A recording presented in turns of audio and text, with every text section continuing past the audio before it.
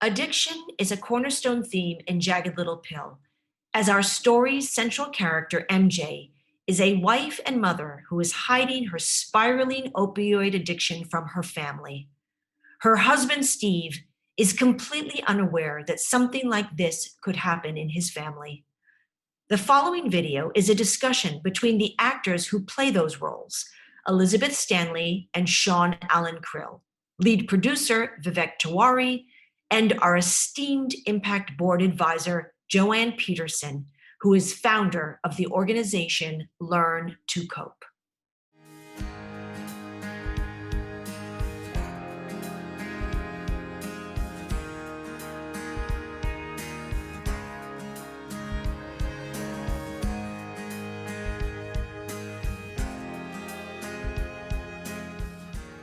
Hi, everyone. My name is Vivek Tiwary, and I'm one of the lead producers of Broadway's Jagged Little Pill. We all believe that we're living in a time right now where issues of equity, diversity, belonging, inclusion, authenticity, responsibility, and quite frankly, speaking one's truth are of paramount importance. And as artists who focus on storytelling, we hope that that is baked directly into our DNA. And that's what we try to do when we create art and tell stories through it. So we're hoping on this panel to give you a little sense of how we did that, and hopefully to inspire you to speak your truth and to do it responsibly and with authenticity. So let me start by taking you back in the Jagged Little Pill process. When we first decided we wanted to adapt Jagged Little Pill into a musical, our first decision is that we were not interested in telling a fluffy period piece, something that would take you back to the early 90s or the mid 90s when Jagged Little Pill was created as an album and bring you back to that period in your life. Instead, we wanted to set it in the present day and to deal with important issues facing the world currently. And we wanted to honor what we believe is the legacy of Jagged Little Pill, the album. We believe Jagged Little Pill was an album that when you first heard it, it made you confront uncomfortable truths within your life, to recognize things that you maybe didn't want to talk about or didn't want to deal with that were happening in your world. Now, many of the creators and the cast of Jagged Little Pill have dealt with issues of opioid addiction in their life, whether it's directly or through helping a loved one. So we were beginning this process coming from an authentic place. As we were creating the narrative, we had our own experiences that we were drawing from, but we didn't feel that that was enough. We wanted to be as responsible with this incredibly sensitive issue as we possibly could be. And so we created what we call our Social Impact Advisory Board, and to bring literal experts dealing with this field in their professional life as well as their personal life into our storytelling process. And I'm very proud to introduce you to one of them today, Joanne Peterson, who is the founder of Learn to Cope, which is a national network of families and loved ones providing resources, education, and sharing experiences on how to cope with opioid addiction, whether it's directly or with those loved ones surrounding you in their lives. And I also have joined with me today two of our principal actors in Jagged Little Pill, Elizabeth Stanley and Sean Allan Krill. Now, Jagged Little Pill is in many ways an ensemble piece, but Elizabeth and Sean really are at the heart of our story. Elizabeth plays MJ, a character who is dealing with opioid addiction and really hiding it very well from the rest of her family. And Sean plays her husband, who adores his family and is trying very hard to keep his family together, but doesn't realize that his wife is dealing with this awful problem. So really, opioid addiction is at the heart of our story. And I'd like to start with you, Joanne. Thank you. It's an honor to be here. Learn to Cope is an organization that we help families that are dealing with this at home, whether it's their partner or their child or grandchild or sibling, anyone that loves somebody that's grappling with this situation. And we do offer resources, hope, education, and support. You know, it's not an easy task all the time because there's not always a good ending to our stories.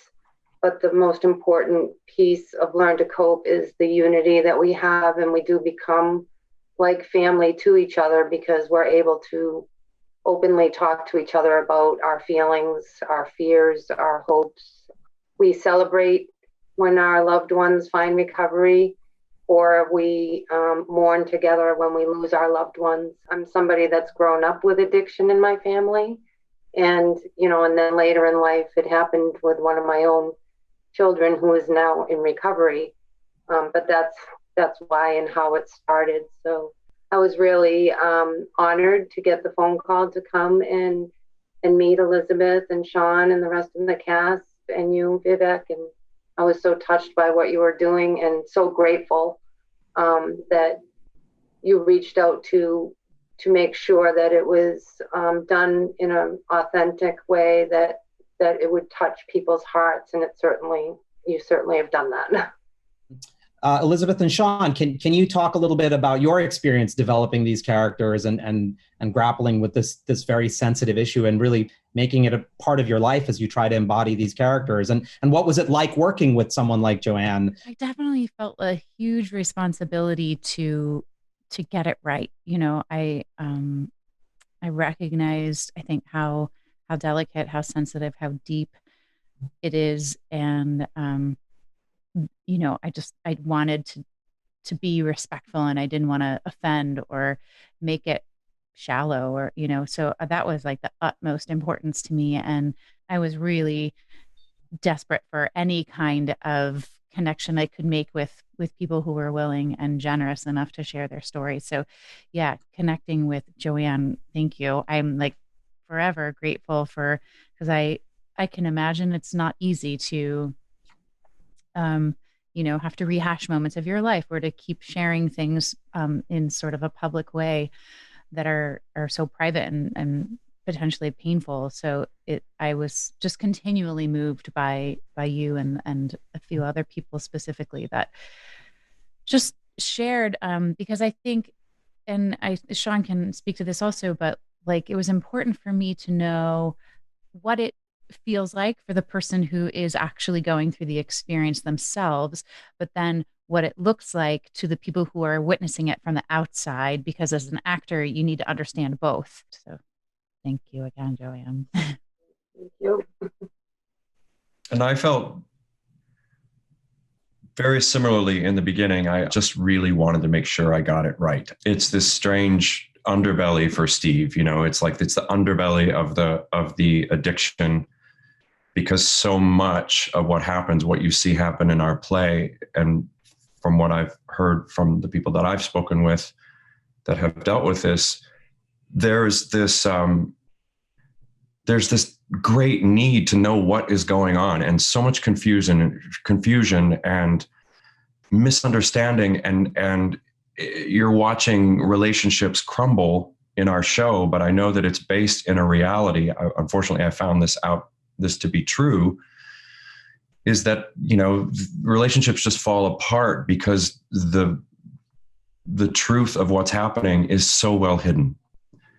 And there's so much misunderstanding, and there's so much confusion, and anger and resentment builds up. And Joanne, I was so moved when you came in, and it was just so brave and selfless of you to come in and share your story with us. And I was particularly moved because so much of what you were describing in your own experience was exactly, you know, so similar to what Steve is going through in the play. So it was just unbelievably helpful for me. And by dealing with issues like opioid addiction in our show, we recognize that it can be triggering for members in the audience.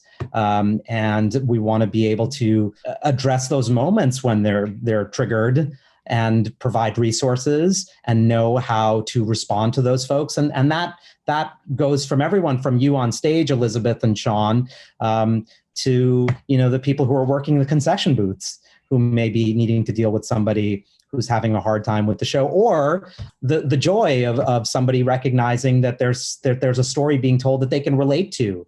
You know, we've seen some of that as well, and that's part of why, as a producer, I was hoping to give you guys the entire family, if you will, the resources and tools to help. You know, sort of help responsibly add to this discourse about opioid addiction. And along those lines, I was wondering whether you could talk about some experiences that you've had with the audience members. Yeah, it's deeply moving.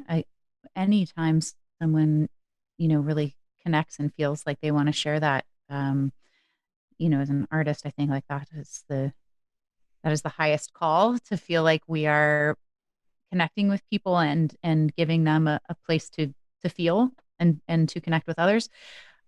I've had many people, I would say the thing that the most people have commented on is the scene that Joanne was speaking about earlier, which is, I won't give any spoilers, but it goes along with the song Uninvited by Alanis. And it's a really powerful scene in the way that it's staged. And I've had a number of people say, like, that is what addiction feels like. I guess that most of the people that have been reaching out to me saying that have been people that are in recovery themselves or are currently struggling with it themselves. And they said, I've never been able to see what that is. But that is it. And another thing that sticks out in my brain is this this internal struggle of like trying, I mean, it makes me like almost cry just speaking about it, like trying so hard to quit and wanting nothing more than to be able to quit, but then like just not being able to. And so then like the incredible vicious cycle of self-loathing and despair and self-hatred that went along with it. And so then to me, in listening to Alanis's lyric, you know, it just became clear, like you're uninvited, an unfortunate slight. It was like you're singing to yourself, to the part of you that you hate because you can't quit. I mean, I've lost 2 people to addiction, one to an overdose, and, you know, not actually seeing it happen myself, but imagining what it was like. So for me, when I saw that piece and the music, and the choreography, what we always say is, you know, people don't imagine that they want to become addicted to something. They really don't enjoy it. It becomes something that their body needs, that the body needs that drug so they're not getting sick. And then sometimes they have an overdose by accident. So it just, without words, but just hearing the lyrics and watching that struggle was so powerful. I'll admit it was hard too, but it was beautifully done. It was tastefully done. And for me, as someone that's lost somebody, it honored that pain. And I felt like the emotion of it might help people that haven't had this happen to someone they love, maybe have more compassion and understand it a little bit more. And maybe, you know, before using stigma or, you know, against somebody, maybe they'll, after seeing something like that, they'll think about what that actual person is struggling. They're struggling to stay alive in that scene, I think. I took it as MJ, the character, was struggling to not overdose, but the drug kept just calling back. And it was like this, so powerful, so emotional. Thinking about it, get the chills. And every time I hear that song now and play that song, I can picture that in my head, but it's not a traumatic. I don't know if this makes sense. It's a little hard, but at the same time, it helps me to honor that, like, feeling and acknowledge it. But it's beautifully, tastefully done. I feel that now more than ever, we need to in the service of telling the truth, we need to draw on personal experiences. We need to draw on experts, and we need to realize the responsibility we have in what we're portraying on stage and how that can affect the audience members. The song Smiling, which is done, all the choreography is all in reverse, so everything is like backwards. And I don't know that Larby had this in mind, but someone shared in a talk back that we did. It was a group of people who were in recovery, and they said, you know, I was watching that and I was thinking about this thing that they say in recovery, which is play the tape back. And you know, it's something that you would say to yourself to say, like, okay, when I play the tape back tomorrow of like how this is going to go down tonight, like what's that going to look like? And I remember this man saying, like, I just kept thinking about that in that scene. And so, you know, it's kind of this amazing thing when it already had a lot of depth and meaning to me as an actor, but like the more I do it and the more people connect with it, it just every moment becomes that much richer and that much deeper. You say everything so beautifully and eloquently. What am I always saying? True. I just want to be like, same. Same as what Elizabeth Stanley said. You know, I spend most of the show. I mean, if you're inside Steve's mind, you're basically in like you're in a love story, right? Because for him, it's like my wife doesn't love me anymore. So for him, for about 85% of the show, he's in a love story, but the part where they're falling out of love and he's like trying to figure out what to do. And also he's a workaholic and all that. But like, he has no idea he's in an opioid addiction story, right? Until the very last minute. And it's just this, like all of these sucker punches coming at him. So the end of the show it's a little different for me. It feels like I get run over by a truck. I think I'm on a ride. I think I know what ride I'm on, and then I'm on a completely different ride. And so it is, it's beautifully cathartic that I get Mary Jane to sort of express that, you know, I think that we all do get. Mary Jane is such a gift, and it's about healing and connection, which is something that the audience really hasn't seen yet in the show. Really. So it's the very, very beginning of a connection and a communication that they're like, I think that people are going, oh, they're maybe they'll be okay. You know? So with that idea of taking care of oneself and adding to the conversation, Joanne, I'd kind of like you to have the last word and to let our audience members know, you know, if they want to continue to dig into these issues, what can they do to help? What can they do to address issues that may exist within their own lives? You have a wonderful organization in Learn to Cope. What other resources and organizations are there out there? There's several different things I can think of. There's so much. I would say the best place to start is to start educating yourself and, you know, talk to people in the community. And then if you do have a family member that's struggling, confront them and talk to them about it and see if you can try and motivate them to some sort of treatment and get help for yourself, whether it's Allan or something like Learn to Cope. Another thing that's very, very important is Narcan, which is also known as nasal naloxone, which can reverse an overdose. You can get it in most states at a pharmacy. And, you know, teaching a family member that has somebody at home actively using opiates, it's very important for them to have that so that they can reverse that overdose and get them the medical attention they need. You know, on a micro note, thank you for everything you've done for Jagged Little Pill and for helping. Well, thank you for what you've done.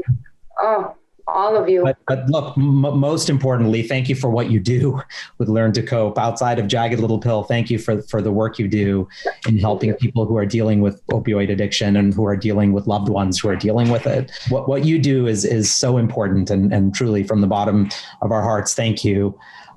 Elizabeth and Sean, thank you so much for also spending your afternoon with us. Thank you for breaking my heart every time I see you on stage, for portraying those characters and telling our story with such authenticity and grace, and really embracing the responsibility that we have in telling that story. And I do hope that those of you who are watching get a deeper glimpse into how we have approached our storytelling and can see that we've done our best to be authentic and truthful storytellers. And we encourage you to do the same with the stories that you tell yourself, the stories that you consume, and the stories that you tell others. Please approach the words and the stories you tell with responsibility, authenticity, and speak your truth. If we can encourage others to do that, then we've done good work, and that's what we're trying to do here. So thank you all so much on behalf of everyone involved in Jagged Little Pill.